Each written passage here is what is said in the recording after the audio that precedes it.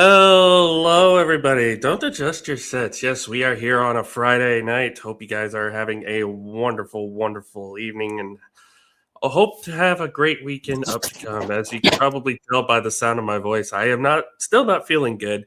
Um, been under the weather all week, but hey, this is probably the best I felt in a long time, so I'm happy about that. Yeah, of course, we got Mr. Jonathan Grishman joining us as well. The very inclement weather down there in South Texas, I'm hearing. Yes.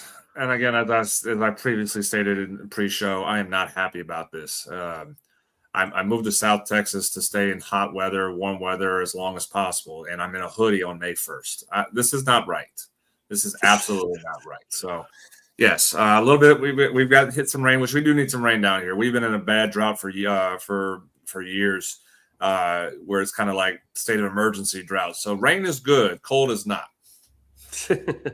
Yeah, kind of the same here. We've been kind of in a drought, although it rains more sparingly up here than it does in South Texas. But um, it has been a little chilly here in Norman for the last few days. So I also had to don a hoodie going to work today. So You're north of me. You're basically north. You're in the Midwest. All right. I'm down by the I'm a couple hours away from the border. I mean, don't sit here and compare your cold weather to my cold weather. I don't want cold. You chose it by staying in Oklahoma. fair enough. Fair enough. And when Scott hops on, I definitely don't want to hear about it. Oh, it's not that cold. It's not that cold. He chose to live in further up north. So He chose to live in Boston, so that's his fault. But yeah, we got a lot of things to talk about today. Obviously, we had a couple of manager firings here this past week, which it seems like the Phillies have taken nicely to that after they just swept the Giants this past couple days. Um, and of course, the Red Sox as well, letting Alex Cora go. Might talk about why the Mets haven't let go of Carlos Mendoza, which they've already said he's not going anywhere. Which I don't know if that's a good thing or a bad thing, but we'll talk about that. We also have our top 10, as we usually do every end of the month, beginning of the month. Our top 10 teams currently in Major League Baseball right now. And we might even talk about a team that might be in those rankings potentially in the traveling A's, as we like to call them, and their possibility of them potentially winning the AL West now because of how down the entire division has been so far. But yeah, we're gonna get started right away. We'll start since Scott isn't in yet. We'll start in Philadelphia. We'll start with the Rob Thompson let go. Obviously, this was a couple days after Alex Cora was let go, but Rob Thompson, of course, let go just a couple days later. Philly's off to a bad start. They were at one point the worst team in baseball record-wise. Was this too soon, or was this justified letting Rob Thompson go? No, there's no justification on this. I understand you had a bad start to the season, but he had just came off back-to-back division championships in the NL East. And because the first 3 weeks don't go your way, you make an impulse decision to fire Rob Thompson, who's basically gave you a lot of resurgence since Joe Girardi took over, and he was fired in the middle of the season, and he basically resurrected this franchise over the last 5 years, 6 years, and provided relevancy to them with the amount of talent and money that they spent. There's no this was the you talk about an impulse decision. This is the prime example of it. It made no sense, of such decision to be made because again, like what is what's their direction right now? Okay, and I don't want to hear well they're winning right now under Don Mattingly. Let's give Mattingly 3 weeks. Like this team didn't just get figured out. Like hey, we know how to win now because Mattingly's taken over. Like they always were going to be a good team. They were going to get it figured out at some point. You're not sitting here scapegoating Thompson and then praising Mattingly because this team is one of the more talented teams in all of baseball. Sam asking if they called you yet. No, they haven't called me yet. No, not Sam. So, and I appreciate the kind words, and I'll talk more about our season and the last couple of days and whatnot at the end of the show. But I appreciate that, Sam. Yeah, I'm kind of in the same boat here. Is that, and I kind of feel it the same way on both sides. Although I'm sure when Scott hops in, he's going to have a lot to say about the Alex Cora firing. But yeah, I think this was just kind of an impulse thing. Is like it's the first month of the season. Like you can't expect everything to go right away. I mean, it's crazy to even think that. And speaking of who, Scott, we're starting with Rob Thompson because obviously we wanted to save Alex Cora for when you got in. But Jonathan feels it's an impulse decision. How you feel about Rob Thompson being let go? How many games we in the season? 25? There's not enough time. There's not time to turn it around. 31 right now, and then so 27 or something like that when they fired him. It's the same thing with any manager that gets fired now. There's not time to turn it around. You're not going to give them time to to try to turn this around. I get it if the Phillies are 10-31, say. I get it then. But you're only 10-17, 11-6. I mean, come on. What are we doing? What are we? I think Dave Dombrowski really thought that when he fired him, that Alex Cora would become the manager. That's probably why he fired him.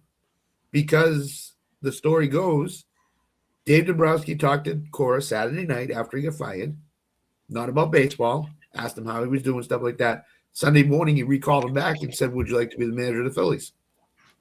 And Cora said, "No, I'm going to spend time with my family."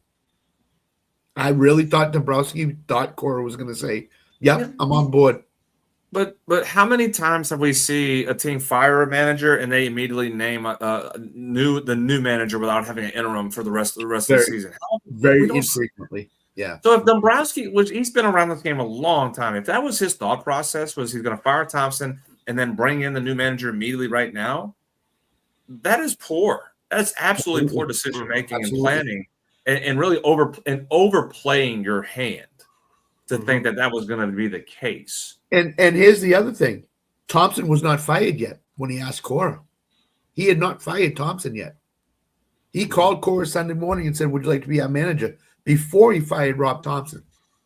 That's I don't care what you say. That's it also shows you have no faith in Don Mattingly and what he's going to do the rest of the season. Yeah, I think he thinks he was basically forced into naming Don Mattingly as his manager and not excited about the possibility. He can say whatever he wants. That's his mindset. Mm-hmm. So it seems like to me once the season comes to an end, there's going to be a lot of drama in Philly over who's either going to stay as the manager or what he's going to do afterwards. And where I am too. Mm-hmm. I don't know who you're going to get. I don't know who you're going to get Philly. He's definitely going to try Alex Cora again once the season ends, but who knows if that's going to work. Well, Scott, I'll let you have the floor first for this one. Alex Cora, 2 days prior to Rob Thompson being let go, was the first domino to fall. And wasn't just Alex Cora. It was basically the entire Red Sox coaching staff was let go. I did hear a little bit from what you said last night on the ESPN False Start Thursday about it. But yeah. But I'll let you have the floor for that, sir. Anybody that was an Alex Cora guy on the coaching staff got axed. Anybody. The guy that survived, Andrew Bailey, is a Craig Breslow guy. Craig Breslow made his decision to fire Alex Cora. 10-17, you just win a game 17-1. Granted, the Red Sox aren't playing like the Red Sox, but guess what? Who is the centerpiece of that team? Roman Anthony. How old is he? Early 20s. Cedar Rafaela has been in the big leagues a couple of years. Granted, how old is he? He's in his early to mid 20s. Willie Abreu, early to mid-20s. Guess what? You're going to go through streaks like this. Bad streaks, good streaks, 500 baseball. A perfect example from what I've experienced, Scott. Look at Josh Young the last 2 years and how he struggled. Yep. And look at him right now. Yep. If I'm saying if Wyatt Langford comes back healthy here in the next week or two, the Rangers are going to be a dangerous offense if this is how Josh Young is playing. Right, but it's like you said, he's in his early to mid-20s. You're going to have streaks like this. Here's the difference. They've put everything on Roman Anthony. They've put everything on these young guys. Duran, Roman Anthony, William Abreu, Cedon Rafaela, Marcelo Maya, Corbin Durbin, who they traded for. They put all their eggs into this young basket and thought that these guys would hit 350 with 12 home runs and 35 RBIs in the first month. They traded for Contreras. He's been okay, hasn't been great. Trevor Story, I'm totally out on. I'm just out on him. I've been out on him for a year and a half right now. He just is not the guy that should lead this team. And by his comments, he's as stupid as the rest of them are. That are playing in that locker room right now. I don't care what you say. You cannot put your eggs all into the. Well, we got Roman Anthony. He's a great talent. Okay, he's going to struggle. Jonathan knows this. Young guys struggle in the big leagues to start, and then they start to take off. Paul Skeens, different animal, young guy, but you know what? He has all the tools. Roman Anthony still needs to learn about this game before you can even put him in the mid to upper echelon of Major League Baseball. So I think it was a poor decision. I think that Craig Breslow gave Alex Cora a quote-unquote bill of sold goods. I don't think you need to mix veterans with young guys until those young guys can show they are ready to take the reins and lead the team. Right now, none of those guys look like they're ready to lead the team. So Alex Cora got the hit because Craig Breslow doesn't like Alex Cora. He doesn't like him. Never has, never will. Does not like him. So any chance he got to go to John Henry, go to Sam Kennedy, go to whoever and say, hey, we got to get this guy out of here. He's not doing the job. They're going to listen to him. And now it's on Craig Breslow. And you kept your buddy Andrew Bailey there, who was underperformed as a pitching coach. I don't care what anybody says. He's not a good pitching coach. So that's my rant. There's a much deeper issue, and maybe Scott knows about it as far as just what the direction that this Red Sox franchise is heading and what they've been heading into. I'll go more on the coaching and development side of this game. And with the Red Sox, they've invested in programs that, let's just say, don't have the greatest track record of development. They are a flash in the pan style of developing players. It's a flash in the pan in regards of, look at what, look at the, not even the amount of work. It's just more of social media views and clicks and just saying like, it's all this high tech information. And we're all about just, the analytical numbers, but not so much of the baseball side of the game. And franchise who, yes, they were one of the first. I know that we know Moneyball kind of was an Oakland A's thing back in the early 2000s, but Boston was really right on the heels of Oakland and even really beginning to surpass them in 04, 05, 06, 07, and so on. And they built World Series off of some of the information they had in Moneyball and the analytical side of things. And then they became overwhelmed by it. And now the training side of what they're doing is all about the analytical numbers. It's all about, the numbers that don't translate to on-field numbers. That's the problem. And Breslow has been solely responsible for utilizing this program and saying, you are going to do this. I don't care that you're baseball guys. I don't care that you think you know more than me, even though you may know more than me about the game. I don't care because I believe the numbers speak the truth of what we need to do to develop players in this organization, and you're going to do it. Guys like Alex Cora, guys like Alex Cora in baseball understand the numbers, and they understand the numbers more than just as much, if not more, than the nerds of baseball of these front offices do, because these people like Breslow, like Friedman and the Dodgers, Epstein as well, John Daniels. These were all numbers guys who never played baseball at a high level, but they think that they're the only ones who truly understand what analytic numbers mean to the game of baseball. That's not true. I can tell you these baseball-minded guys, me being one, understand what these numbers do, understand what these numbers are, understand what these numbers represent. And we utilize them based off of what they're supposed to be. They're a tool. They are a tool of resource that we put into the game and mix up and match them up with what we know about the game of baseball, because we played it and we understand it, we know it, and we coach it, and we can do everything we need to do with the amount of information, knowledge, and wisdom of the game of baseball. And we utilize these analytics to help us further along what we need to in development. But these guys, they don't get that side of the game. They only know about the analytical side of the game.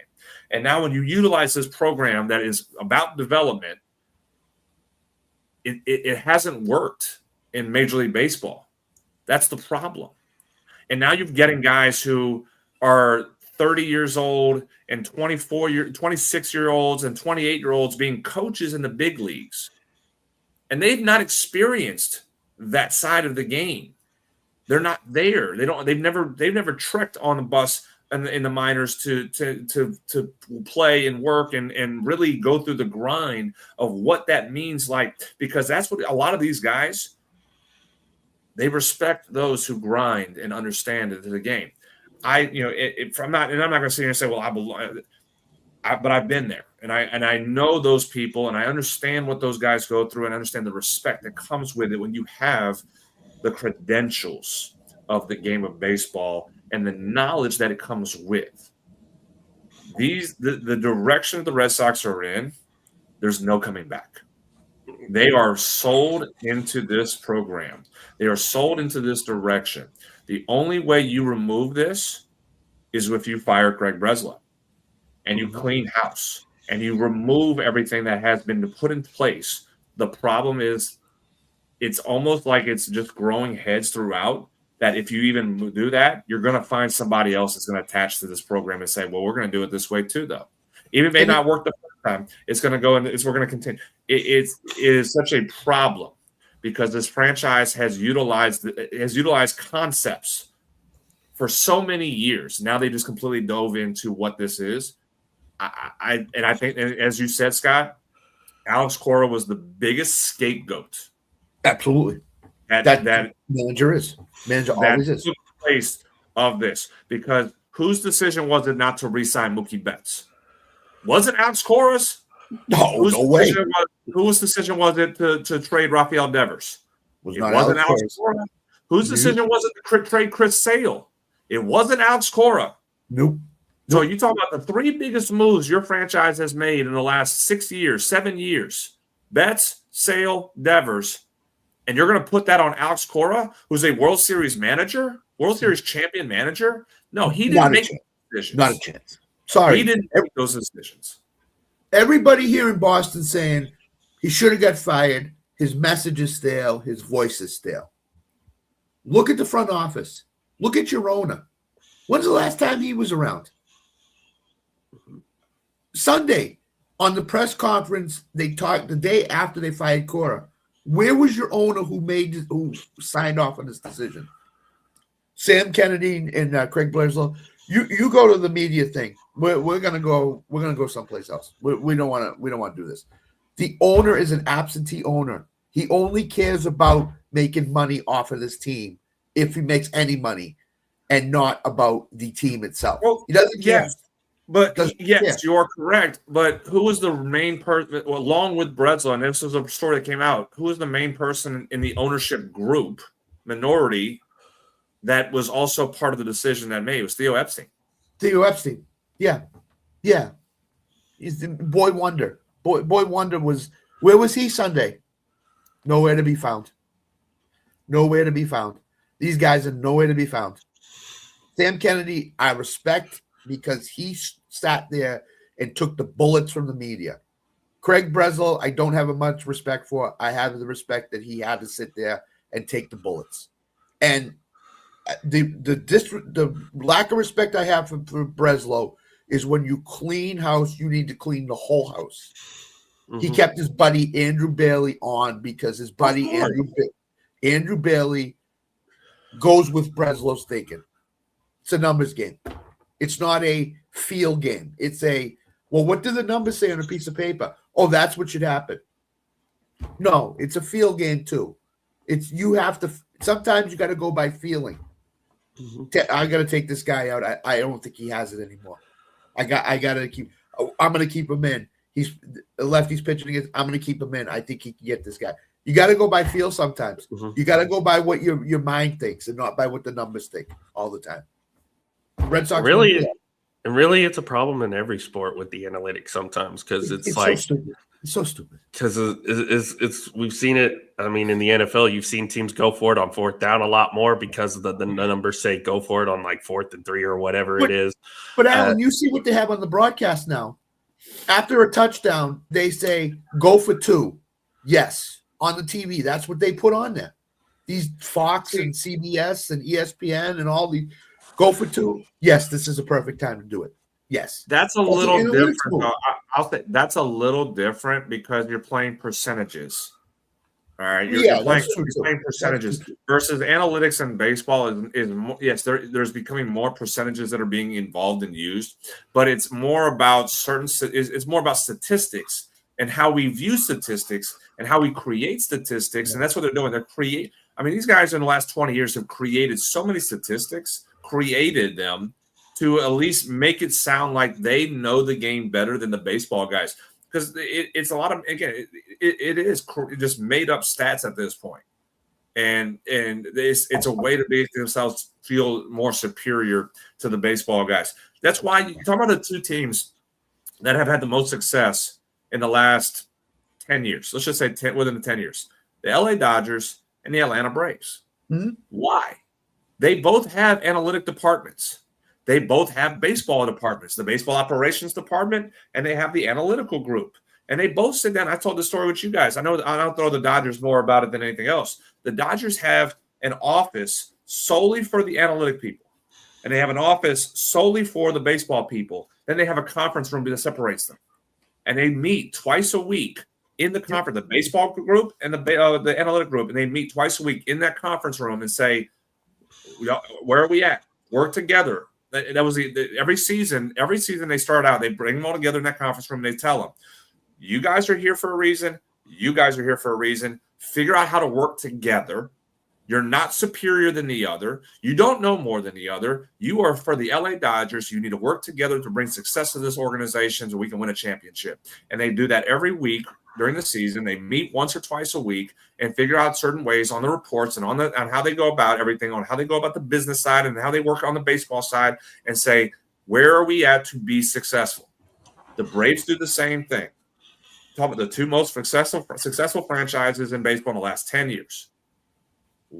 So they understand the resources and the tools that come with it, but you don't live and die by the resources. You utilize them to your advantage when you need to, and you understand the baseball side when you have to. And that's what these organizations need to figure out. A lot of the Red Sox, they have lost sight of that. They have completely lost sight on the baseball side of the game. And by firing Alex Cora, that was the biggest shot in the arm message that you could put out there, that you baseball people, you don't know more than the analytic people. And that's what Craig Breslow and Theo Epstein have done. That's right. Mm-hmm. Exactly. Real quick before we move on, should Carlos Mendoza had suffered the same fate, or are we okay with him staying on with the Mets right now? That's different. That is absolutely different. Now, again, and I'll kind of say there's a little bit of smaller similarities. Mendoza was brought in with the outrageous expectations because of his owner. And he was not ready. He is somebody who was not ready for what he was getting himself into in New York and Queens with the Mets. So should he be on the list of being fired? Yes, because he should not have been given the job in the first place. Is it unfair because of the decisions that have been made by the front office? Absolutely. This front office, the blame should always go to the front office first. Mm-hmm. They're the ones who are making the decisions on the rosters, not the manager. They've asked the general managers in the front office, and these people have demanded, not even asked, they've demanded, we make the decisions on the roster, you go manage the team. And then when the team does not do well, who's the first to get blamed? It's not the front office, they blame the manager. It's the manager. So the front office for the Mets deserves the blame first and foremost. But I say Mendoza should not have taken this job. I was gonna say, ask Pete Alonso and Brandon Nimmo how they're doing outside of New York right now. I've heard more talk today that John Stearns should be apologizing to everybody in that organization for what he's done to that team. Yes, not the manager, the GM, because the GM screwed this up completely. Mm-hmm. Just like Breslow, just like Dombrowski in Philadelphia. But do you remember, Scott? Do you remember how long that job was open? It was open for a while. It was one of the last hired jobs because last man standing. Because it was the expectations of Cohen put out there and says we're going to win a World Series and I'm going to do everything I can to make sure we win. You weren't even close. You collapsed 2 years in a row. You fired the manager. You bring in, and then you're looking for the new manager, and you're saying we're going to win a World Series. Meanwhile, you get rid of a guy that hit 250 home runs for your organization, and then you trade Brandon Nimmo. And then you bring in somebody who's never been a manager at the big league level. Yep. You didn't bring somebody in who was going to elevate the franchise to compete at that level. You brought someone who had no idea what he was doing for like nothing against Mendoza. If he was at any other organization, he'd probably be pretty successful. But for a franchise that had these outrageous expectations with the outrageous egos that team, from the owner to the players to the front office to the decision makings that was happening, he was set up for failure from the beginning.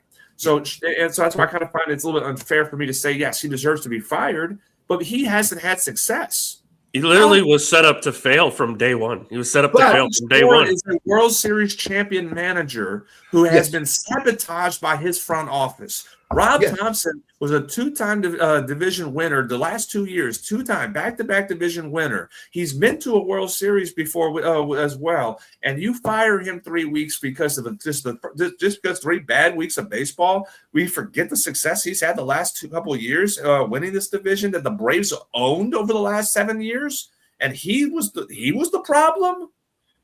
Nothing makes sense about what's happened over the last week. And then talk shows in Boston say this.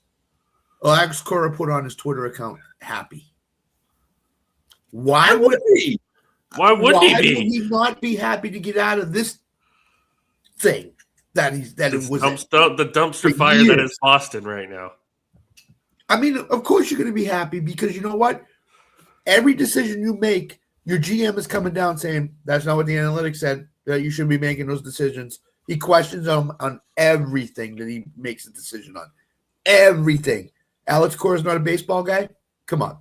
Craig Breslow, you come down and run the team. I don't know why Chad Tracy's the manager. Should be Craig Breslow. You see, that's the thing that bothers me is Breslow was a baseball player. Breslow was a pitcher. Yes, he was. He was a teammate of Alex Cora's. He's not one of these guys who've never played the game in the big leagues. He was a good relief pitcher for many years. He was on a World Series champion with the Red Sox. Oh, there goes Jonathan. Oh boy, he got so mad. He got so mad his internet popped off again. But in all seriousness, Breslow was a teammate of Alex Cora. Breslow knew exactly what Alex Cora was all about. Alex Cora is a baseball guy. He should have known that. They should have talked. They should have had a meeting. They did not. The management should have come down, talked to Cora in his office after Saturday's game, after the 17-1 game, and said, hey, Alex, this is what we're not happy with. I think the management asked Cora to fire his coaches, and Cora said no. Cora said no, yeah. Jason Veritek's a 30-year guy in that organization, and you just did him wrong. You did him wrong, completely wrong. Well, we're going to reassign him. Reassign him. What are you reassigning him for? 2 years ago, he was supposedly a manager in waiting, and now you're going to reassign him. The ownership has no idea what they're doing in Boston. Zero. Craig Bressel's is the head of this snake that needs to be cut off. Mm-hmm. And this is a Red Sox fan saying that. This is not a Yankees fan. It's a Red Sox fan. It's a Red Sox fan because I mean, become a Yankees fan. I was gonna say what you want about what the Yankees are doing, but at least they have the baseball guy running the show with Aaron Boone. So Aaron Gleason Boone, yeah. So at the very least, they have that going for them. And again, they're one of the top teams in the American League right now. Jonathan got so mad that his internet caved again. Oh, God. So before we get into our top 10 here, there's one team specifically I want to talk about that is, well, we kind of said was going to be a kind of a sleeper contender in the American League this year. But as of right now, they are the division leader in the AL West, the A's. I refuse to talk about these teams. Let me tell you something. The Red Sox were not my rant. This is my rant. Major League Baseball is in such a bad way right now. There's 12 teams with the over 500 record. We could name 3 or 4. I looked at the standings today. The Central, the leader is 500. The White Sox, 1 game out of the lead. 1 game. The Chicago White Sox. The American League West, the A's are in the lead, 17-14 with teams like Texas and Seattle. What are we doing? What the heck are we doing in baseball? Some of these pitching matchups I've looked at the last 2 nights have been dreadful. Dreadful. I mean, come on. I mean, the Braves, the Yankees, the Dodgers, the Reds are playing really well. The Padres, the rest of these teams you can just throw in a hat. I'm telling you, when that team in the National League West is sweeping the Phillies and the Mets and split series with the Dodgers, that team that we don't talk about, that I will not mention their name, is doing that to these teams who were supposed to be at the top of baseball and are at the bottom except the Dodgers. What are we doing? What are we doing? Can you name 5 players off that I know Jonathan can, probably. Can you name 5 players off of that NL West team that we will not mention? I can only name like 1 or 2. The St. Louis Cardinals are 18-13 this year so far. The St. Louis Cardinals, who sold everybody off their team. Everybody. And they're 18-13. Come on, babe. What are we doing? What are we doing? The issue, Scott, I can give you the answer to that point of emphasis and even question. And we're about to go through it again with the current negotiations of the CBA. When they went through the CBA negotiations the previous time, and they removed, I can't remember. It was like almost a third of the minor league teams. Yeah, and you shrunk the draft, and you removed a third of the minor league teams, and to save money.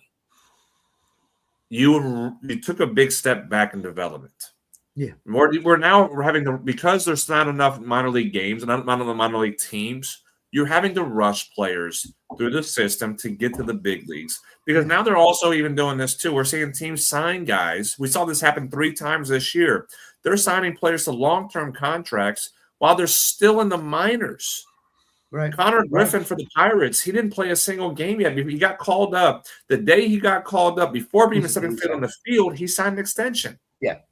Emerson with the Mariners, the same thing. He was still in the minors when he signed his extension. So you're the Japanese import in Chicago with the White Sox got an 8-year deal. You're finding ways to save your cost saving money, and at the same time you've devalued the development in the minor leagues. It's and awful. Now we're going to go in there, and like I said, it's going to happen again. And I'll throw it out there. One of the negotiation tactics the owners are doing is we're going to shrink the draft again. It went from 40 rounds when I was in college to 20 rounds currently now. They're going to drop it down to 10 rounds after this next CBA if it gets passed. And then on top of that, so 10 rounds of players getting drafted. And on top of that, they're also going to remove high school kids from getting drafted. That's the other talking point. So all the high school kids go to college because what they want is college baseball to be the minor league feeding system that's for free. If you develop them in college for free for Major League Baseball, then they will send them to Single A. There won't be any. They're going to cut more minor league teams out. It's basically going to be no more rookie ball. You have rookie levels, Single A, Double A, Triple A. It used to be where you had 2 levels of rookie ball: a low A, a low A, high A, Double A, and Triple A. They got rid of the low A, high A teams. Only have one Single A team, one rookie level team. From there, they're going to get rid of the rookie level teams. It's only going to be 3 levels of minor league baseball from that side, and they're going to utilize college baseball as a free development system for Major League Baseball. So we're going to continue to see this trajectory. Well, you'll have guys get through, but you're going to see even guys who got rushed. Dylan Cruz, I'll throw Dylan Cruz out there, former LSU outfielder. Yep, he's struggling. Yep. He's on a Golden Spikes Award winner. Number 3 overall pick, and he got rushed through the minor leagues just to sell tickets and jerseys for the Nationals when he wasn't quite ready for it. Caglianone's another one in Kansas City. Caglianone. Langford up and down at times has been showing where looks good and then looks like he doesn't belong. Looks good, doesn't really belong. Jack Leiter for a period of time for your Rangers, Alan, was that way. Yeah. What if we just let these guys develop for 3 years? Mm-hmm. What's the problem with that? Where you can get the most out of them and the best out of them. That's what it used to be. Development is now it's on the go development, and that's why we see baseball. Travis Bassana for the Guardians. He got fast-tracked. I get. Here's what I get. Okay, I get. Paul Skeens should not have been in the minors. He should have been in the majors. He's got that kind of stuff. Strasburg, when he got called up, he should have been in the majors. He had phenomenal stuff. But again, like Jonathan said, there's guys like Caglianone, Dylan Cruz, Connor Griffin now has regressed back a little bit. There is exceptions to the rule. Exactly. That is Paul Skeens. That is Steven Strasburg. But that's the exception. Right. You cannot think everybody's going to be that way. Exactly. So J.R. Ritchie for the Braves, he's been in the minors for 3 years. And he's looked good his last 2 starts. And I understand it's 2 starts in the big leagues. Let's continue to see and watch him go. But Hurston Waldrop, they slow tracked him. He struggled for a period of time in his first call up. Last year, he dominated. He looked great. Yeah. But that's why the Braves minor league, they get criticized right now because their minor league system is not one of the top as far as talent players. But there's no better organization for 35 years of how they develop their own prospects to prepare themselves to be a big leaguer than the Atlanta Braves. They've been doing it since John Sherholtz in 1990. Here's the thing. I don't look at top-rated minor league organization, bottom-rated, stuff like that. I look at your organization and what have they historically done with guys. I hear on MLB radio all the time, this guy is tearing through the minors. He's got nothing left to prove. He needs to be promoted. No, he doesn't. I don't care if he's tearing through the minor leagues. Keep him in the minor leagues. Let him develop. There's always something you can do, a new pitch, at the plate. Going to left field if you're a lefty. Going to right field if you're a righty. Hitting the ball on the ground, made stuff like that. I don't care if you're tearing through minor league baseball. You know what? Stay there for a year. Stay there for 2 years. Tear through it. Be the best prospect in Major League Baseball. But guess what? When you get called up, it's a totally different animal. It used to be about when you're ready, it's because you dominated the minor leagues. Mm-hmm. Right. When you were tearing it up, tearing up minor leagues, everything here and there. That's a fun word to say. But if you dominate, that's when we know you're ready, because the game is easier for you at that point. But we're seeing guys getting called up from Double A and Triple A who are batting .255 and have 70 strikeouts out of 150 at bats. Yep. And they're just they have moments. They look good for moments, but they're not dominating like they're needing to be. But we're saying, hey, you know what? We're going to go ahead and call him up because, hey, we think he can develop better with us in the big leagues than what he's getting in the minors. That's so backwards thinking, but that's what's going on. That is what's going on in this game right now, where guys are struggling out the gate because the game is too fast in the big leagues. It's supposed to get slower for these guys. That's why I had everybody was like, oh, Roman Anthony, he should be called up. No, he shouldn't. No, he shouldn't. I don't care. No, he should not. Marcelo Maya, Christian Campbell last year. He was the buzz in Red Sox camp of the American League. This guy's ready. This guy will do it. They give him an 8-year, $100-something million contract. What does he do? A month later, he's down in the minors again because he can't perform in the majors. And where is he now? Still in the minors. You just gave him all those millions of dollars because you thought he was the next big thing. But guess what? He's not. He's in the minor leagues, and he's not coming up anytime soon. I mean, that's what these organizations do. Oh, you're hitting 245. You got 9 home runs and 20 RBIs. We're going to call you up. We're going to call you up to the majors because you'll hit it for a better average, more home runs, more. No, you won't. No, you won't. Sorry.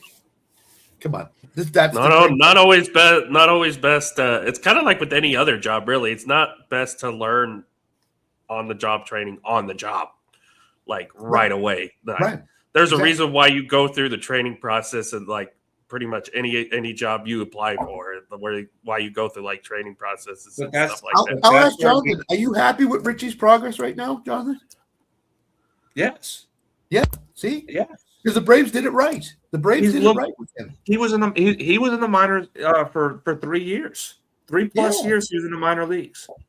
They worked him, say, hey, you're going to be in single A, and that'll be in single A, and he dominated. Hey, you know what? We're going to put you in single A for the beginning of year 2. Hey, your first 2 starts, you don't belong here. All right, we're going to move you to double A. And he was in double A the entire year. That's and then exactly year 3, they put him in double A again. And then say, we're going to see how you are to start the season out. Oh, you look like you don't belong here. We're going to call you up to triple A. All of year 3, he was in triple A at that point. And then they bring him to the big league camp. Hey, we're going to send you back down to the minors to start the season out to make sure that you are ready to go. You had 3 starts in AAA. Man, you don't belong in AAA. Now, and we have some injuries. Guess what? We're going to call you up now. And he's looked great. He's looked good. But they did it the right way and handled him the right way. And they've been doing it that way for 35 years. Mm-hmm. That's why they continue to stay on top no matter what year it is. Although right now that team in the NL West has put 5 runs on them right away, but it's the first inning, Alan. It's the first inning. I'm not going to count. But I'll say, I'll say this, and I'll save it. I'll actually will save the point where I'm about to make because I'm glad you kind of brought that up right now because of what I'm seeing. I have a point of emphasis I'm going to talk about once, but I'll save that for our top 10. Okay, and I was going to say at least they'll still be playing better than what the Atlanta Hawks did last night. That's for sure. It was funny, actually, real quick. It was funny. I saw a beat writer for the Hawks who was at the game basically put out there on a tweet saying this gives me 28-3 vibes from Falcons Patriots. It's like this gives me. Come on. Oh, come on. Seriously? As a Saints fan, I enjoy that. I enjoy that because I always we in New Orleans when we play the Falcons in the Superdome, we still put out their 28-3 stuff about the Falcons. The Falcons, Atlanta cannot get over that, and that's been that's a decade. They can't get over it. Come on. Yeah, it literally has been a decade since that happened. That's crazy. Almost. It'll be a decade this year. This Super Bowl. Scott's already gone. That's the pettiness of that rivalry of Saints and Falcons, though. Because when the Saints go to Atlanta, they don't even put the Saints name on their video boards. They just say they say visitors. I know. The rivalry is like it's huge. Saints Falcons. So every year they do in New Orleans in the Superdome they do the us versus them like comparisons, and they always go. They do the them for the Falcons. It's the 28-3 Super Bowl, and it's us Drew Brees holding the Lombardi Trophy in 09. No, that I understand. But it's when sports writers in your own town start bringing that stuff up again. 28-3. This, Oh, that. for sure. Come on. People, let it go in Atlanta. Just let it go. You lost the Super Bowl. You choked it away. Okay, it happens. Kyle Shanahan was gone. He was out the door. He wasn't even thinking about the Super Bowl. Come on, really? It's like, and I'm here in Norman, so I can say this too. It's like Sooner beat writers comparing Lincoln Riley leaving to Kevin Durant leaving when the Kevin Durant thing affected the entire state more than just Oklahoma. So I hate when they in Boston they do the same thing. The 10 guys that left that you regret, and they go back to like 1978 and say Carlton Fisk or 1983 whenever he left. People, that was over 30 years ago. Let it go. Let it go. It's done. It's gone. The guy is 70 years old in New England. Let it go. See, I hate that stuff when that stuff's brought up. It's ridiculous. It's crazy. All righty, y'all. We're going to go ahead and get to what everybody came here for. It is our first official top 10 of the season. We did, of course, the preseason one at the beginning, and then this one probably is an ugly one, but depending on who we all have, it's really ugly. Month of April has passed. It is time to give our top 10 power rankings for the month of April. Scott, would you like to kick us off? Number 10 is the Cardinals for me. That's all I'm going to say. I mean, you're in the Central. You're 18-13. You got a chance to win. You sold everybody off, and you performed well so far. I mean, they haven't been great. They haven't been bad. They've been one of those middle-of-the-road teams. And to be 18-13 right now and, 2 games out of the division, I think, something like that, you still have a chance. And, again, our worst nightmare is coming true. Monmouth's going to keep his job for another year, possibly, if they stay in this division race. Again, another front office that says, hey, our manager's doing great. We're going to keep him. Okay. All right, buddy. Okay. I have the Cardinals as well at number 10, by default. As we kind of mentioned a little bit ago, there's just been really stagnant baseball. Everybody's around 500. And really, if you look at the Cardinals, they're 5-5 their last 10. They've won 4 in a row recently, but they have a -3 run differential, 155 to 158. Their expected win-loss record is supposed to be 15-16 based off of the run differential. So they're supposed to be, based off of that, a under 500 team. They're 5 games over. So they're overachieving despite their lack of production in their run differential side of it. It's kind of hard, and I agree with you, Scott. It almost seems like Ali Marmol is going to have a job for life in St. Louis. It just seems like that's going to be the case. He'll be he'll probably one day be the longest tenured manager in Cardinals history, just because they were refusing to blame him for some of the things that, yes, the front office has made decisions on it, but he's displayed not being a good manager. But you're 2 games out of first place. You're playing decent baseball despite how the roster is. How long is this sustainable? I don't know, especially in this division, because you've had a lot of flip-flopping. The Pirates at one point were number 2, Cubs were 3, Brewers at one point were number 3, they're number 4. Cardinals jumped up, they were at 2, then they dropped to 4, then they're back at 3. The only constant of it is the Reds. But again, how sustainable is this for the Cardinals? I don't think it is. I think it's just more of the division is kind of flip-flopping right now. It's going to be like this throughout the season, and I think the Cardinals will fall back to what they're supposed to be, which is one of the worst teams in this division. But for now, I'll give a little bit of credit to where they are being 5 games over 500. I have them at number 10 on my top 10 list. What, you have no faith they're better than the Brewers, Jonathan? And better. Fun fact right now, and I looked this up, the Cardinals have the second most road wins in baseball right now, only behind New York Yankees. This is what I'm talking about. This is how mediocre baseball is right now, other than the top 3 or 4 teams. Mm-hmm. The Cardinals have the second most wins in Major League Baseball? The Cardinals? Second most road wins in Major League Baseball right now. Jesus. My number 10 is the Guardians, and it's only because I think they're the only team I trust in the AL Central right now. Because the Tigers, I can't get a read on. Everybody else is subpar, and the Guardians are going to break away from this division at some point here in the season. I feel like so. That's mainly the only reason, but I have more faith in the Guardians than I do the rest of this division. So that's the only reason I have him here at number 10. So number 9 for me is Arizona. And, again, another mediocre team in baseball who, got Arenado and trade this offseason, has Corbin Carroll there, has Mate there.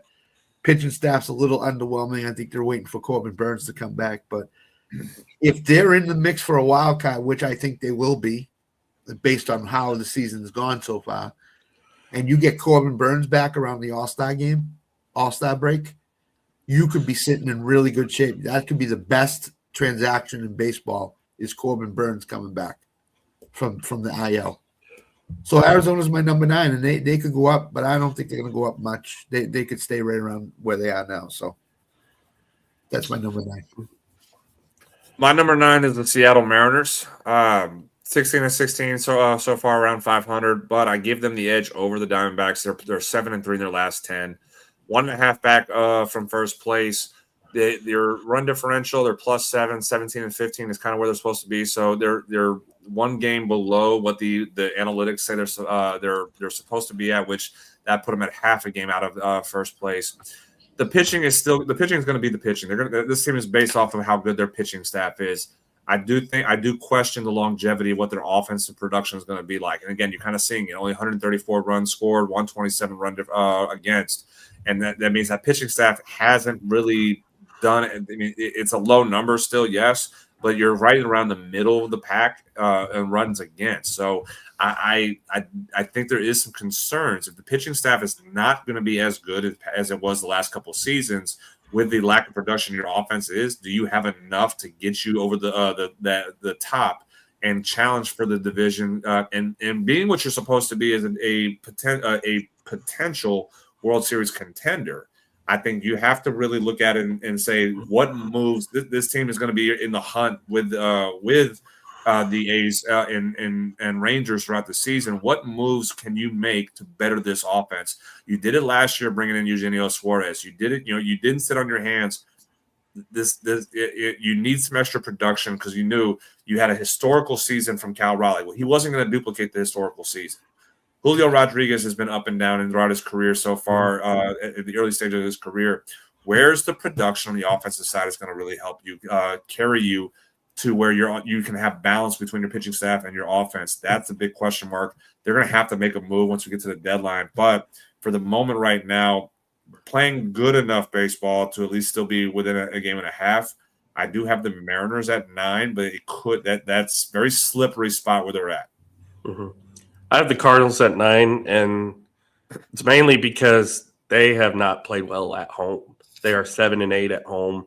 Like I said before, they're 11-6 on the road. They have played well. They have not lost to a team above 500 yet this season, but they've only played 4 games against an above 500 team, which means they kind of play up to the competition, but they also kind of play down to their competition. So, not a good home record. I kind of agree with both of you guys. I think the Cardinals will kind of fall off here a little bit. But for right now, I have them at number 9. Scott did have to bounce. He's headed to work. He has the A's as his number 8 team. What do you got? I have the Tampa Bay Rays at number 8 for me. And they're right there again. This is just amazing what this franchise, and we continue every year. We talk about this team and how they cycle through this, the organization, how they cycle through. They know when the time is to rebuild. They make the moves necessary to rebuild. They bring in the prospects that they know they have this eye for talent to bring in. They are talking about development. One of the best development programs and organizations in Major League Baseball is Tampa Bay Rays. And then once they're ready to go, they start competing immediately. And so right now you're 18-12 if you're the Rays, a game and a half back of the Yankees, 6-4 their last 10. The run differential is -1. It's a run at one against them. They're supposed to be 500 based off it. So there's still some growing that needs to be done by this team. They're still really young. There's still some things that they have to figure out at this point. But for a team that had no expectations to compete, it was supposed to be Yankees, Blue Jays, Red Sox, and you're right after 1 month of the season, you're right there behind in second place. It's astonishing. Kevin Cash does not get enough credit. I think he's the most underrated manager in all of baseball. Like nobody gives him enough love for what he's done in Tampa. Go through his career where he came in replacing Joe Madden, who was doing the same thing with this franchise, just churning, like going through the system of, win, rebuild, restock, win again, rebuild, restock, win again, rebuild, restock, win. That's what they did with Joe Madden. And then they turned it over to Kevin Cash, and all he's done is done the same thing. The system is working in Tampa so brilliantly that you just don't have these expectations that they're going to compete, and they do compete. So, I mean, bravo to this franchise. If I had to have an American League team that's one of my favorites to just cheer for, I don't, because I'm loyal to my one team. But it would be the Tampa Bay Rays. I just love what this team does and what this organization does and how they go about their business. They instead of like some organizations do, they bitch and complain about the revenue that they don't get, how it's hard to spend money. You talk about a franchise that knows they don't get people coming to their stadium. They don't have great revenue from TV. They don't have they have one of the smallest budgets in all of baseball, and they don't complain about it. They just work. They go to their system. They find the players that need to do. They churn out. They trade and sell off at the right time. They make moves at the right time every time. They get the prospects they need to kind of get the cycle going again, and they go back and win. Like, it's just absolutely it's fun to see and fun to watch. I cheer for the Rays just to be competitive because it's a fun organization and everything. So. With that, because of what they've done so far the first month, I have them at number 8 for me. I mean, one of my favorite moments from them this year was them bunting the Yankees to death. That was so much fun to watch. This might be a little bit of a controversial take here, but I got the Padres at number 8. Padres here. I mean, yeah, they're 19-11. I get that. You look at their expected win-loss record, they're supposed to be 16-14. They're supposed to be a middle of the pack team. They're playing above their expectations, so kudos to them. 4-4 against 500 teams. They're playing great at home. They're 10-6. They're still playing good on the road as well. This is going to be an interesting series with them and the White Sox. I can't believe I'm actually saying that because this could be kind of a test to see, are the Padres going to do what they're supposed to do and handle a team below their level on the pecking order, or are they playing down to their competition much like the Cardinals are? I'm not ready to give the Padres that high of a number yet. I'm not quite sold on them, but I'm slowly warming up to them. If they continue this streak here, they'll definitely be higher. But for now, I have them at number 8. So Scott has Tampa at number 7. So what you got for 7, Jonathan? I have the A's at number 7. I just, every time I stop right up and jump, see the traveling A's. I just feel so bad for the city of Oakland. Right. Because I called this. I told you guys when this whole fiasco going on in Oakland, and I said that the day that they announced that they were leaving, and then they did leave, I said in 2 to 3 years before they go to Vegas, they're going to start spending money and they were going to be competitive. And here they are, year 2 in Sacramento, and competitive as they can be, and they've been preparing themselves to spend even more money once they go to Vegas in 2 more years or however much longer. I think it's 2 more years. Mm-hmm. I think so too. I just feel so bad for the city of Oakland. I do.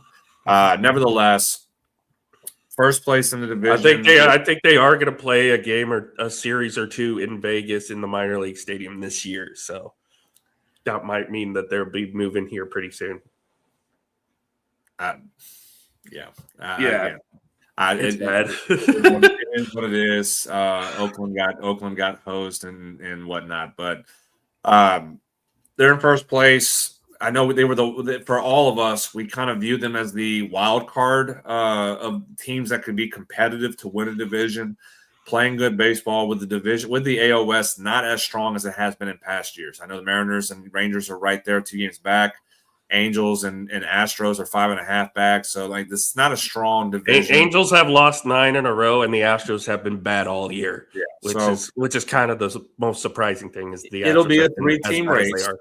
It'll be a 3-team race throughout. Again, like I said, it depends on what the Mariners decide to do and what move they make to better their lineup. It could turn into a 2-team race if the Mariners offense just cannot figure it out. And the Rangers can, they put it together a little bit more so. We know they have some good pitching. The offense is there for the Rangers. It's just a matter of can you be consistent enough to go on your run that you need to go on. This division is weak, probably one of the weaker divisions in baseball, which plays into a factor that why the A's are where they're at right now. They have talent. They're a good young team, exciting team to play. But the timing of them being good just fits so perfectly for them. 6-4 in their last 10, -5 run differential. So again, you're talking about another first place team that has a negative run differential. It's supposed to be 15-16 in what their expected win-loss record is. They're a product of a bad division. Mm-hmm. I think I could easily put them behind the Rays right now, because I think the Rays are on paper and on the field better than the A's. You do have a little bit of respect for being a 6-4 in the last 10, winning games, being in first place in division. I know we finished April. That doesn't necessarily matter too much right now, but you're doing enough to at least keep yourself up. And you could be separating yourself if this division does not try to get any better with it as well. So at the moment right now, by a slim margin over Tampa, I do have the A's at number 7. Mm-hmm. And I was like I said earlier about Texas, it's like with the way Josh Young is hitting the ball right now, he's all up to like 324, I think, because he had two hits and 2 RBIs tonight. If Wyatt Langford comes back and plays like he was playing before he got hurt, Texas is going to start heating up here pretty soon. So if you're the A's, you want to get as far from the rest of the pack as you can right now to kind of maintain that. I do have the A's at number 7 as well. I mean, their young core has been exciting to watch. Literally the one team in the division that I will not begrudgingly root against.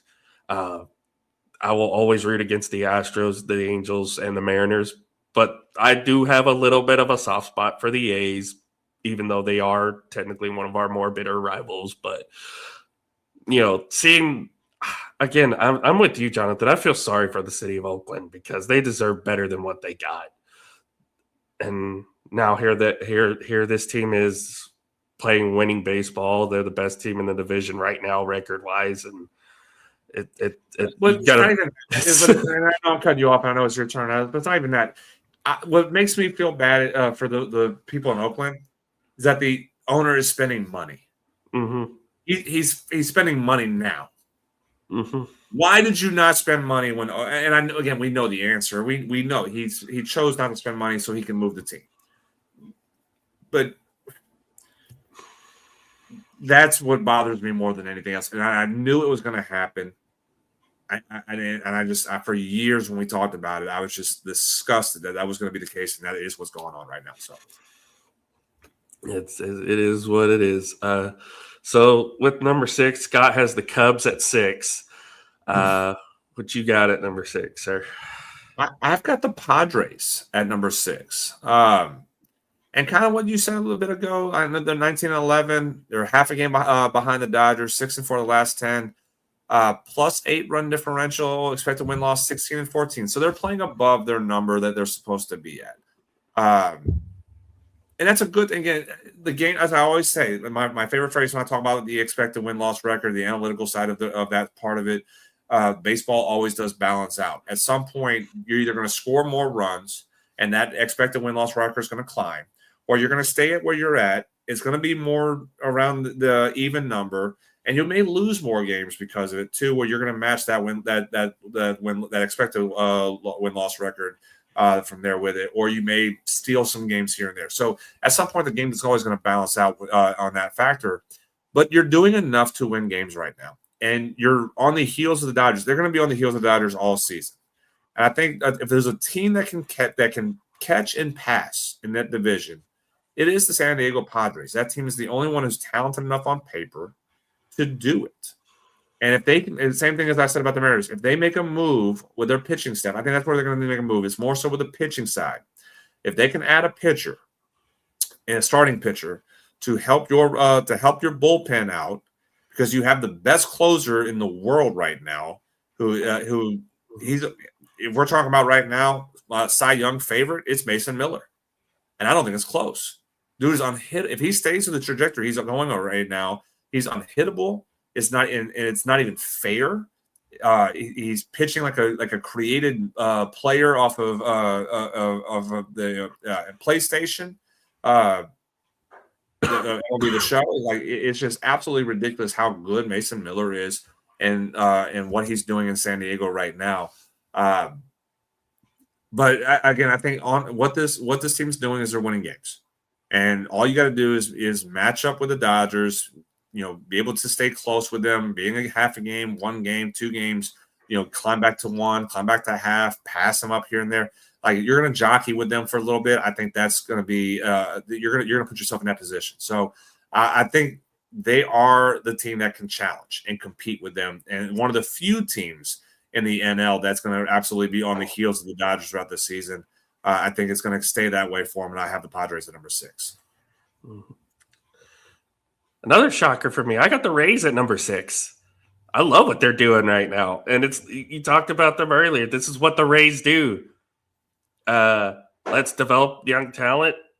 Trade off when we can. Continue to develop young talent. Let's just play our way of baseball. And the perfect example was like the game I just mentioned earlier, where they basically bunted the Yankees to death. That is Tampa Bay Rays baseball in a nutshell. And I love it. I love what they're doing right now. Other than maybe Yandy Diaz, there's really not a recognizable name on that team other than the manager himself, Kevin Cash, who, again, is probably the most underrated manager, in my opinion, in all of Major League Baseball. He has done a phenomenal job in his tenure with this organization and continues to show why he's one of the better managers in the game of baseball today. So I love what Tampa Bay's doing right now. It's so much fun to watch. And that's why I got them at number 6 right now. Scott has the Padres at 5. What you got at 5? I've got the Yankees. I got the Yankees at 5. I can't put them any higher than that. There's still question marks of this Yankees team. I think they're a product more so. I'm going to make sure they're a product of a weak schedule the first month of the season. Mm-hmm. 3-6 of a record against teams with above 500 record. You have taken advantage. Again, I think of lesser teams. What happens when you start playing better teams? I don't think their pitching is going to be as good. I know you have Max Fried. Garrett Kroll's coming back soon. In getting him going. Luis Gil just got sent back down. He got sent down to the minors over the last week or two. And I don't trust this team.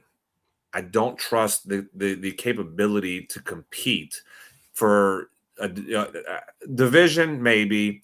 But if we're talking the elite teams in baseball, are you a World Series contender? I don't see it. They're 8-2 in their last 10. So, I mean, they're winning games right now, which is what they're supposed to do.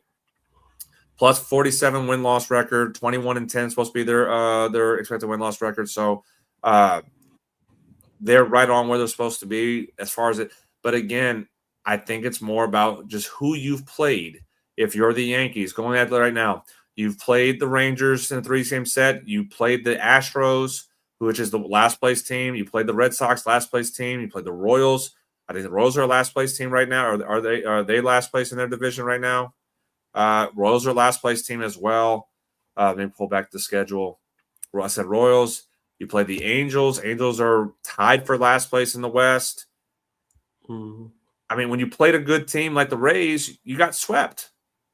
Mm-hmm. So you played the Athletics. You took 2 of 3.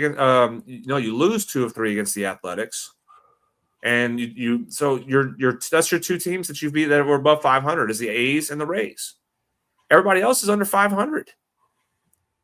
I don't trust you right now until you can show me. And I look at their schedule. They play in Baltimore right now, under 500 team. You got the Rangers again at home next week, and then the Brewers, Baltimore again, Mets, Blue Jays, and then the Rays.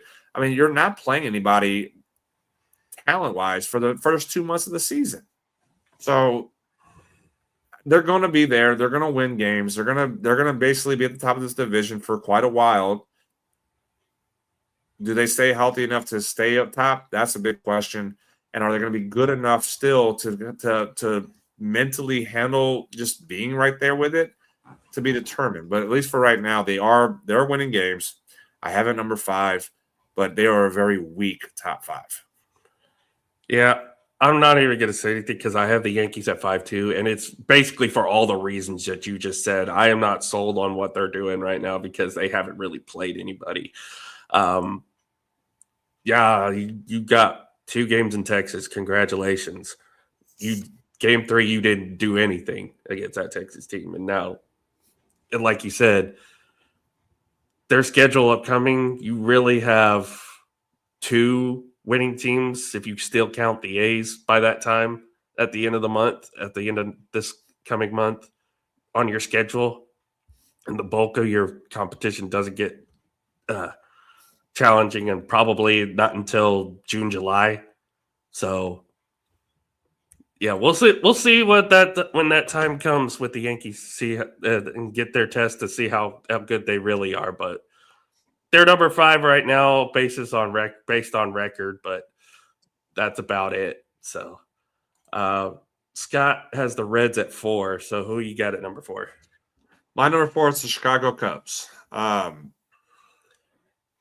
7-3 in their last 10, half a game behind in first place in the Central, plus 36. And this is where it's a big factor for them. They're plus 36 in run differential. The Reds are minus 3. So they're scoring. They're playing good defense. Their pitching is doing pretty well. 9-13 was their expected win-loss record. So they're right on the 1 game above that. They're 5-5 against teams with a 500 record. They're doing a lot of good things right now, and you could easily really flip flop them and the Reds in a top 10 list if you really want to, just because of what they are, who they're doing, what they're doing, how much talent this team has. They're playing good baseball.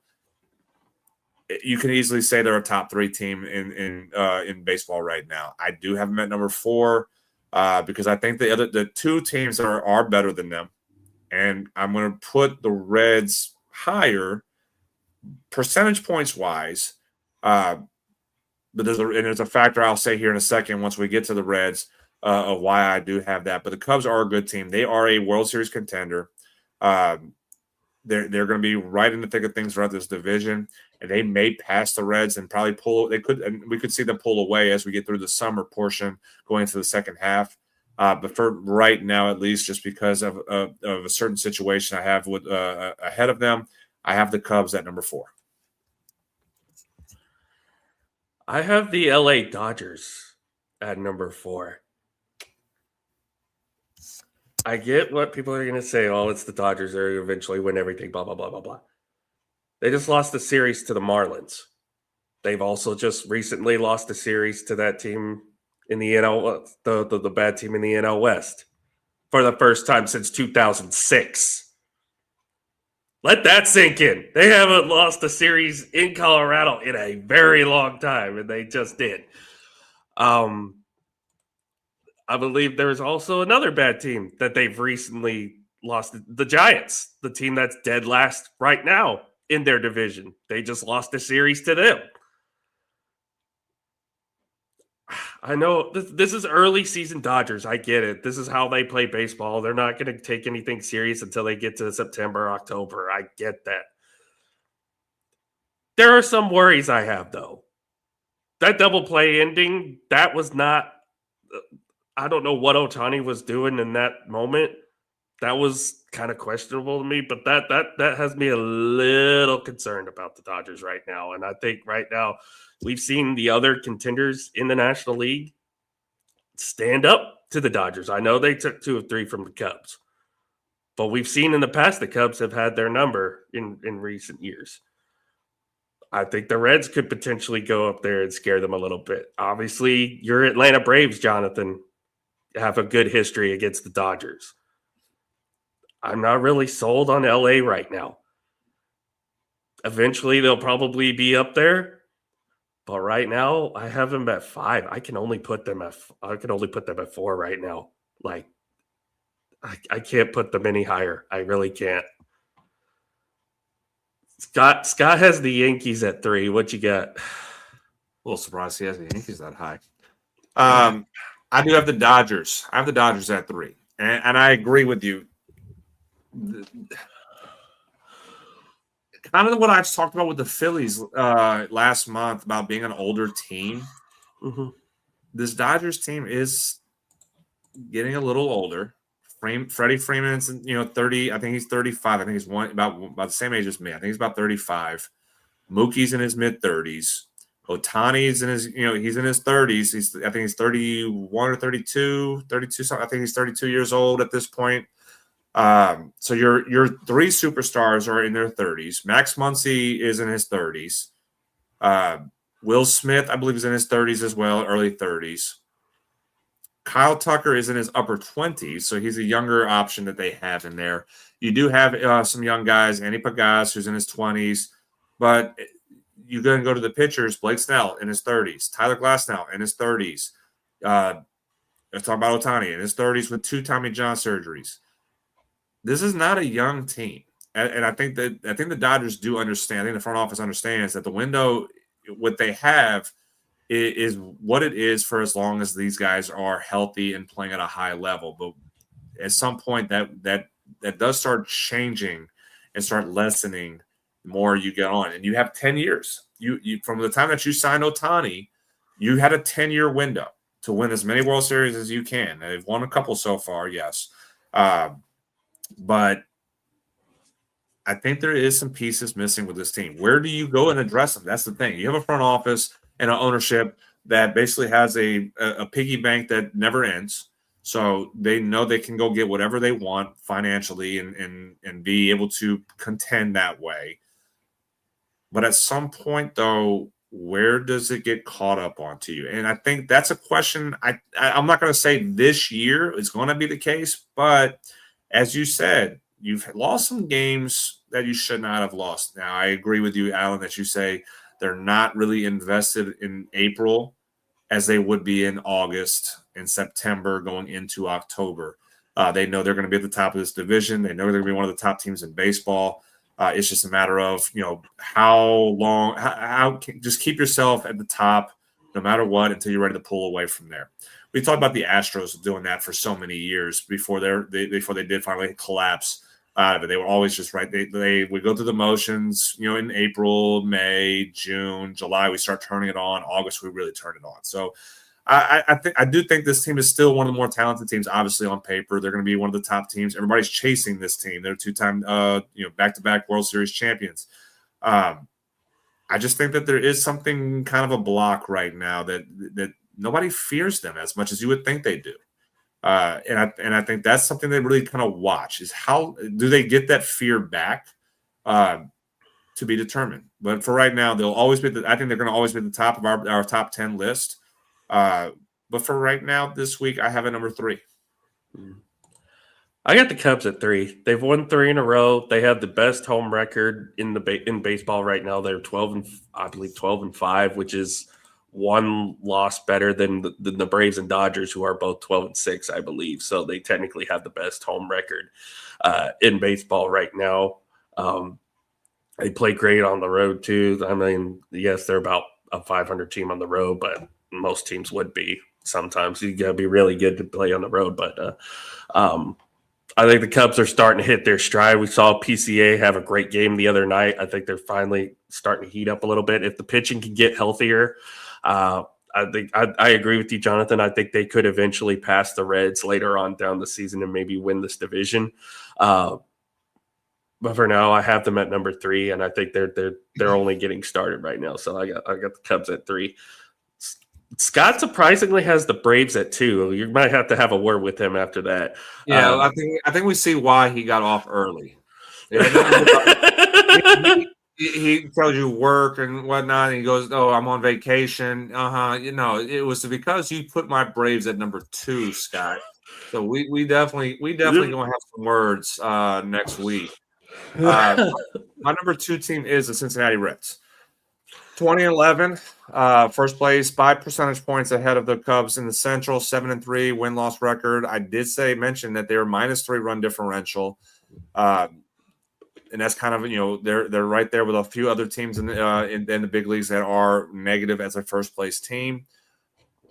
Their expected win-loss is 15-16. Now, I said there's a factor in place here about this Reds team, and I think we saw this over the last couple of years in Kansas City with Bobby Witt Jr. when he started really taking off and being a superstar and figuring it out how to be a superstar. Elly De La Cruz is figuring it out how to be a superstar. We put him on the mantle. Media, fans, we put him on the mantle from the very beginning he is the future superstar of Major League Baseball. And he wasn't quite ready to really grasp that feeling of it. Bobby Witt Jr. was the same way. He was not quite ready to be the face of baseball. They put him in the World Baseball Classic in 2023. Go be around these superstars, walk like them, talk like them, act like them, play like them. Elly De La Cruz, do the same thing. Go be around your teammates in the World Baseball Classic, these big name guys, legends that are coaching the team, and learn how to be a superstar. Walk like them, talk like them, act like them, play like them. And I think he's figuring it out. And it's scary to think that when he does figure it out, where his ceiling becomes. Now, this team has been put together really well. You have Eugenio Suarez with this group who is hitting well. They are pitching well. They got to make sure they stay healthy, though. That's the big thing. Mm-hmm. You cannot afford to get the injury bug to hit you again if you're Cincinnati. You are not as talented as the Chicago Cubs on paper. You don't – yes, like I said, you have the better player, the number one – as far as the overall player on the two teams, you have the better player in Elly De La Cruz. But talent-wise across the board, the Chicago Cubs have more talent. And if you get hit by an injury bug, Cincinnati – you're not going to last. And that comes with the pitching side of things. That comes with the position players that you have that are playing well enough right now. You've got to find a way to make sure you stay healthy, stay hungry, and can play and be competitive. If they can do that, this Reds team, which is fun to watch, and they're an exciting team, they're going to be in this race all season. And they're going to battle with the Cubs because, again, this division's wide open. It's who's going to be the one that takes control of it first. Reds or Cubs, or the Brewers going to wake up? Can the Pirates kind of get it figured out a little bit more? At some point, I'm purposely forgetting the Cardinals because, like I said, I don't think they're not going to get into this conversation. But if you're the Reds, do you hold on to figure it out and hold on long enough to stay healthy to where you can be in this race with the Cubs? Cubs, I think they can. They are you're talking about the A's being the wild card of the American League. The Reds are the wild card of the NL. They can be a very big factor in who is a contender for a World Series if they are a team that can get hot and really just go and make a run. They seem like a very streaky team when it gets to that point too. So I think they have the opportunity. They're fun to watch with it. They are winning games like they're supposed to. Even when they're not supposed to, they find a way. If they can keep that up, and Elly being a potential MVP candidate in the NL, you're talking about the Reds making a really good push. So hitting the check marks. If you're the Reds, you're hitting every check mark that you have, all the boxes. So that's why I have them at number 2 in my power rankings. I mean, I have them at number 2 as well for the very same reasons. Although currently, right now, the Pirates are shutting them down. They're down 6-0 early in that game. It's about bottom of the fifth. Oh, 8-0. Sorry, 8-0 now. Pirates just scored 2 runs, so it's 8-0 Pirates right now. And the Cardinals are also beating the Dodgers right now, which is also great to see. But I agree with you on the Reds. If they figure it out, this is going to be probably the most fun team to watch. And I think we called it in our preseason previews, is that this was going to be the team in the National League that was going to be the surprise team of this season overall, was the Cincinnati Reds. I believe all of us had them pegged to win the NL Central. And they can do that. They can do that. I agree with you. I think it's going to be a battle with them and the Cubs all season long. It's going to be fun to watch. And if they stay healthy, this is going to be a dangerous team come October, especially, like you said, since Elliott's figured out how to play like a superstar, and the energy he ensues, it kind of rubs off on the rest of the team. This Reds team is going to be dangerous this year. They are going to be a very dangerous team to play against in 2026. So I got the Reds at number 2. Scott, for some reason, puts the Dodgers at 1. I mean, we probably know why. But I will say I have Atlanta at 1 for just because I love what they're doing. I think Ronald Acuna is back. He's definitely showing that he is. The pitching is starting to get there. And again, you got some young guys coming up who are already contributing. Drake Baldwin is becoming a superstar. I think I love what he's doing there. So it's just the whole dynamic. The most complete team to me right now is the Atlanta Braves, especially when they're fully healthy. So since this is your team, I figured I'd let you go last and give you a moment to sing the praises of your Atlanta Braves. Yeah. Well, I'm not going to sing the praises of it because it is the first month of the season and we have a long way to go. But I think we saw what Alex Anthopoulos and why he made certain moves and what he did and didn't make certain moves that a lot of fans were wanting, myself including, and some. That he looked at the 25 Braves and said, we were just completely decimated by injuries. We were not the team. We were a walking medical unit. All 5 starting pitchers at one point were on IL. Key bullpen arms were on IL. Acuna coming back from a torn ACL from 2024. Ozzie Albies was on the IL. Austin Riley was on the IL. Michael Harris was on the IL. You had talking about key guys. Sean Murphy had the hip injury that put him on the IL in the second half of the season. You can't win games that way. And you had the DFA Orlando Arcia. You had Nick Allen, of all people, to play shortstop until you found a way to get Ha-Seong Kim in the second half of the season to come, and he played pretty well. But you're talking about majority of your team was on the injured list, and they were still competitive for a period of time. It was just too much.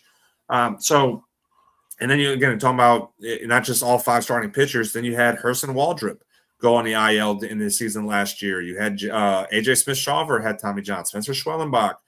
I said Chris Sale, Strider had Tommy John. That coming back for Tommy John. I mean, you talking about so many factors that were just in play that hurt this team in 2025 that Alex Anthopoulos looked at and says, we are the most talented team in this division and probably one of the more talented teams in all of baseball when we're healthy. We just got to get healthy, and we'll go and add certain pieces. Let's go get Mauricio Dubon. Let's go get let's re-sign Ha-Seong Kim. Let's Mike Yastrzemski to replace Jurickson Profar, who, again, had the PD pop in spring training. That was, brutal to have to deal with. But at the end of the day, though, you still have a really talented roster. And what's scary, too, is you're the best team in baseball. And Ronald Acuna is batting 244 right now. Austin Riley's batting 195. 2 big bats for you are not contributing like you hoped them to be.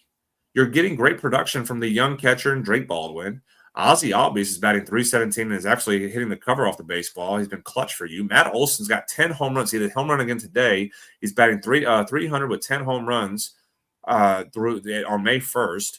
You got you're getting production at the DH spot by Dominic Smith, who's been clutch for you twice now as well. You're getting Sean Murphy healthy, coming back soon here. So Jonah Heim, who is struggling hitting wise, he's kind of doing it. He's doing his job defensively, but all with the bat, he's not really producing for you like you were kind of hoping you at least get a little bit more out of him. So Sean Murphy's coming back. That will help your offense. Ha-Seong Kim is coming back.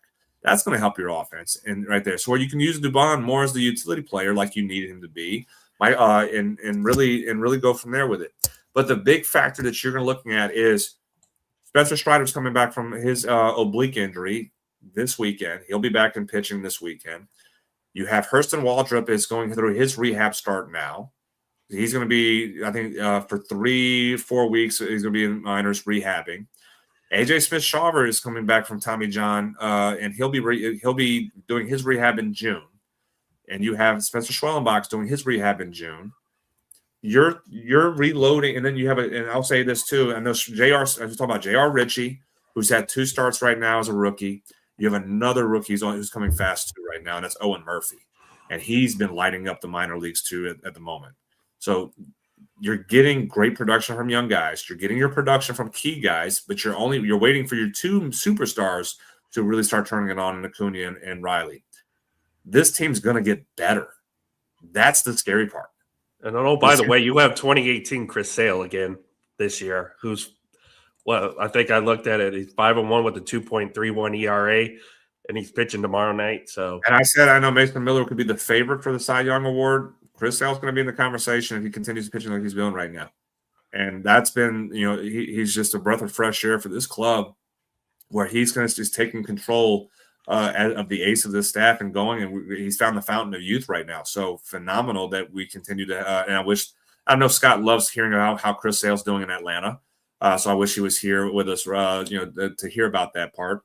But at the same time, though, you're going to get healthier if you're the Braves in the pitching side. Jonah Heim and Ha-Seong Kim is coming. You have more minor league pitchers coming as well at some point. I didn't even mention Didier Fuentes. Didier Fuentes has been unhittable as well. He's a young kid, 21-year-old pitcher who's, he gets some spot starts and he gets some bullpen time. The factor that with your depth is going to be so much better on the pitching side. You move Ronaldo Lopez to the bullpen. And why I said what about tonight, Grant Holmes, who started tonight, he's the next one that's probably going to move to the bullpen. Because I think the experiment of Grant Holmes and Ronaldo Lopez is going to run its course here very soon. Because J.R. Ritchie has another good start. He's in the starting rotation now. It's done. Mm-hmm. Like and you're going to keep him there for a long time. Strider's coming back this week, so he's got to take somebody's spot. Well, it's going to end up being Grant Holmes if Holmes continues to have struggles like he's been doing the last couple 2 or 3 starts he's had, and you put him in the bullpen, which I think is what he needs to be anyway. The depth of this team is amazing. They stay healthy. They're going to be the best team in baseball for the majority of the season. And I think the fun one is we're going to talk about we'll talk about next week, is when you see the Dodgers versus Braves play against each other here very soon. That's coming up pretty in the next week or two. We'll have the Dodgers and Braves playing. So I'm looking forward to that matchup. But they're playing good baseball. They're complete baseball. Pitching is dominant. Hitting is they're the highest scoring run team in baseball. They have one of the top run differentials in all of the baseball too. It's just a matter of stay healthy. If you stay healthy, we're talking about the Braves winning the NL East in September. I mean, and that's insanity. That's insanity from what they were last year. Like you said, an injury-ridden team that barely got over the hump to now they're the best team in baseball right now, and they're only going to get better. They're only going to get better as the season goes on. It's insanity right now. And just like looking at some of the pitching stats, obviously Chris Sale tied for the league in wins so far this season with 5 wins. It's like him. You have,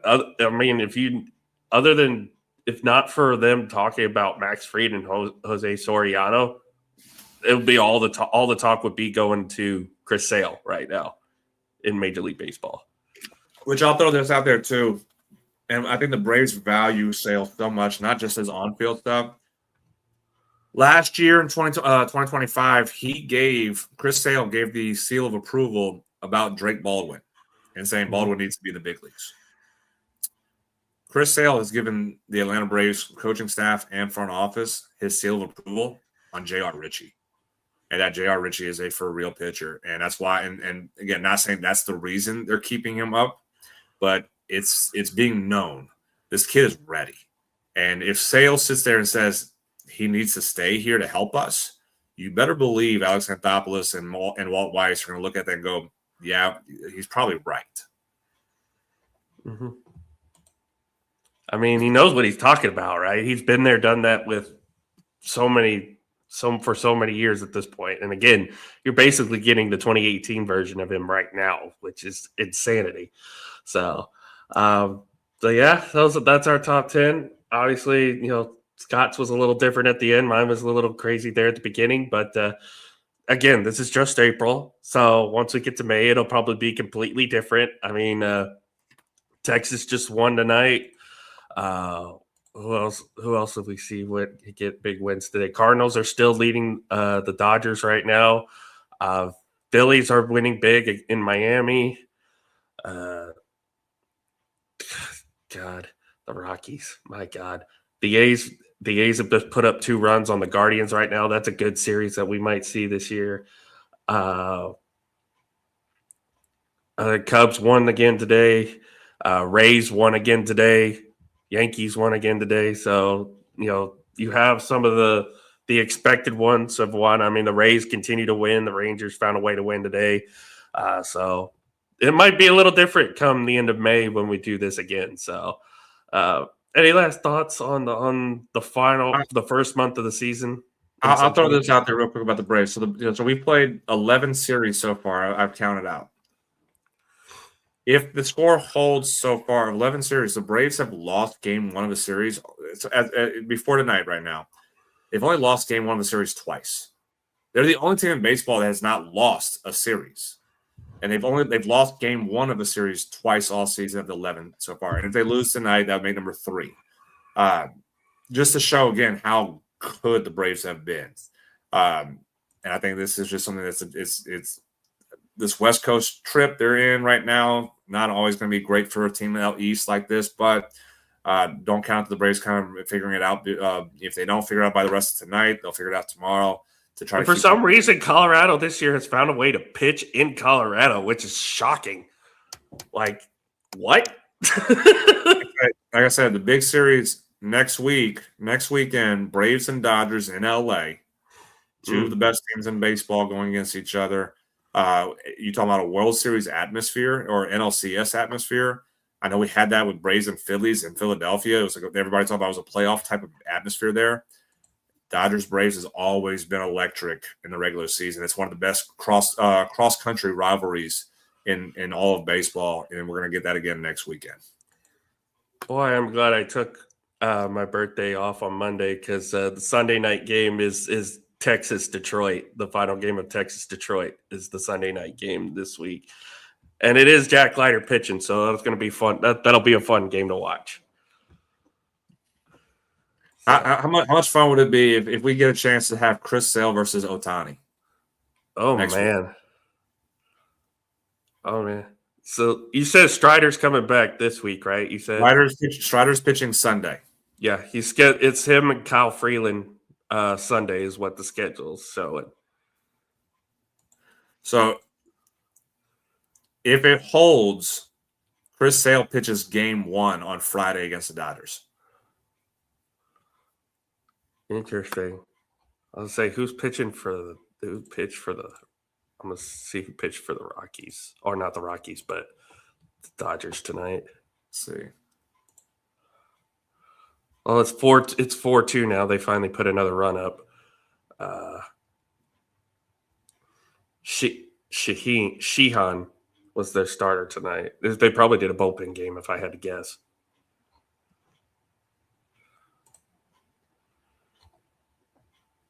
Let's see. When did Ohtani? He went 4 2/3.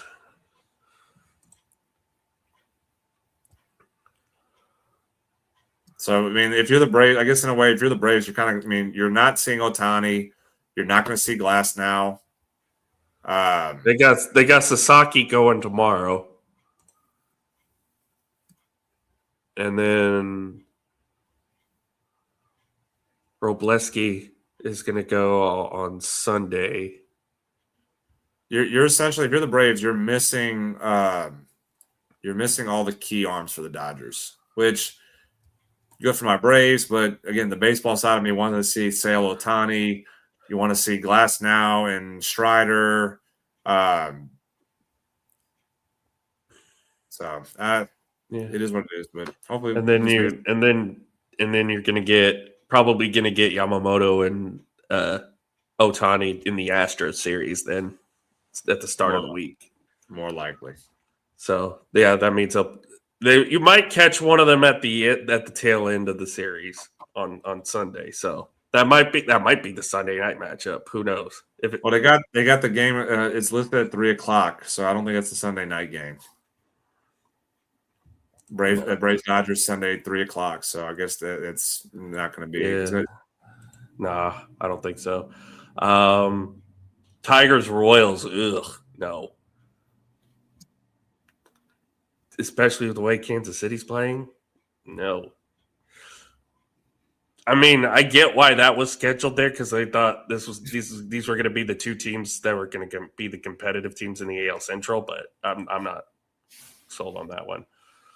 Oh, we got the Cubs next weekend. That'll be fun. I'm interested to see how that works out. Who do we play on my birthday? So my birthday's Monday, by the way, in case anybody's wondering. Y'all go to Seattle that day on Monday. Continue your West Coast. Got Reds and Cubs in a series, which that's going to be fun. Rangers are actually off on Monday because they're off on Monday, and they go to New York to play the Yankees starting on Tuesday.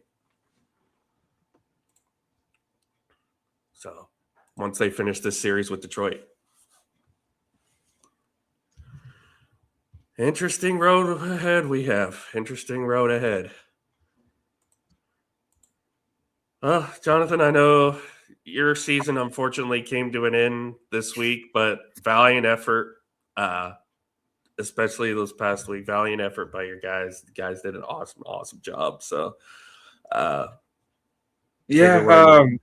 it's been emotional. You talking about a team that, again, for us, we have every excuse in our favor we can make as a team, as a program. We don't have scholarship money. We're playing against schools that have 18 scholarships. We only have one. Testament to the work that not myself building this roster, building up how the team plays, developing them. Our head coach has done a great job as well. Working and doing what we need to do to at least kind of put ourselves in a position where we can contend. But again, as I told the boys, every success we've had this season is because of them. This is a great group of kids. And there's not a college team in this country at any level that deserved a postseason opportunity than the Coastal Bend Cougars. You talk about, we put ourselves in a bad position at times throughout the season, and we told them, hey, these next 2-3 weeks, it has to be playoff style baseball. We have got to make sure we play with the awareness and intensity to go and just say, this is it. We cannot afford to lose games. And we won games. We were on a hot streak for a while. Did our job up until the very end of the last game of the season, last day of the season. Took care of business when we needed to do so. We, talking about, going out and playing a program like a historical program like San Jacinto College, who is a 6-time JUCO World Series champion program. They've been to the JUCO World Series over 20 times in their history. And we go and win the series again against them and won the season series for the very first time in program history against San Jac with a 5-2 season series record. I mean, you cannot take away how proud I am for the boys of what they've been able to do this season. We've set so many records this year. We first time in program history, we set the record. And as a hitting coach, I'm very proud of this one. We broke the school record for most hits in a season. This is the first team in program history to reach 500 hits in a season. finishing at, I think we were at 516 total hits that we finished with. So not only broke the record, but we shattered the record on that. My second baseman, Andy Garcia, he set the single season record for hits and set the school record for hits in a career. Eliezer Paulino, our starting pitcher, he broke the school record for strikeouts in a season. And he's actually he actually is the second most strikeouts in the country in JUCO by one. The pitcher that beat him had 107 strikeouts to Eliezer's 106. Very heartbreaking on that one. Always by the one. Always by the one. And I said that it was always everything that we've had is always by one right now for us. And we were one home run away. We were one home run away from 50 home runs in the season too. So just that number one with it. But so many records won. We the most wins in a season is a Division I program in JUCO in school history. Most road wins as a Division I program team in program history. Most conference wins and as a Division I program in school history. I could go on and on and on about the accolades that this team has been able to achieve and do this year. I'm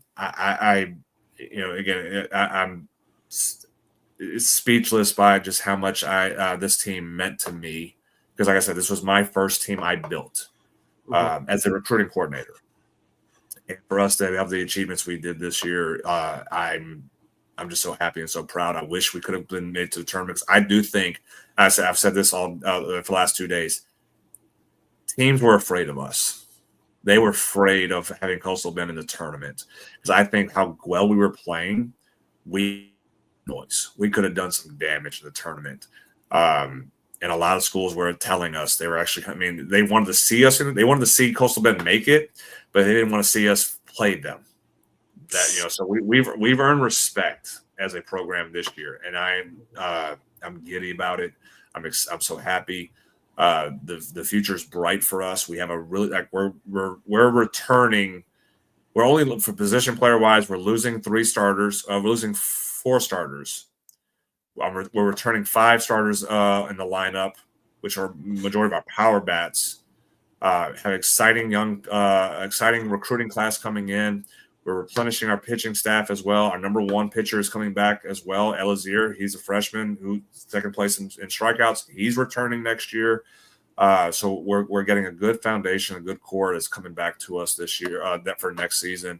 And it's, like I said, a very exciting recruiting class coming in that's going to put us in a position where I think, I'll go ahead and say it, we have a shot to compete for a championship next year. I really believe it. That's going to be fun. That would be fun to watch. The amount of work we're going to do is going to be right there for it. The only thing for me, and just kind of put it, my own future. I've made it very known that a head coach job is in my future. I am looking to see if there is a head coaching job out there. If there's not, I'll be returning to Coastal Bend to continue to finish the work that we're doing over here. But there is a future for me as a head coach. I think that there is an opportunity out there this summer, hopefully this summer, that it does happen for me. That is my goal, is to be a head coach and grow myself as a coach and be able to climb the ladder up when it's my time to do so. I'm hoping that's the case this year. I'm ready for it. So I'm putting it out there that to run a program and to build a program and compete as a head coach. I'm hoping that happens. The opportunity happens this year. Like I said, if it doesn't, I'll be back at Coastal Bend, building up what we're about to do and chasing for a ring next year. Absolutely. And again, it's not an if, but when. And I did hear that there's a job opening in Boston if you want it. So, well, they like to hire. Like I said, they like to hire young coaches. You have a 26-year-old and a 32-year-old. On the staff right now. So I guess why not me being 35? I'll be 36 here in a couple months. Why not me put my resume into the Red Sox? I'm sure Scott would be thrilled. Oh yeah, I think you would love it. I think it's only for you to get traded to Atlanta 2 years later, which that's the dream job anyway. So that is the dream job. That is. So. But yeah, that's going to be it for us tonight. Normally we are on Wednesday night. This is kind of a special thing for us to be on a Friday.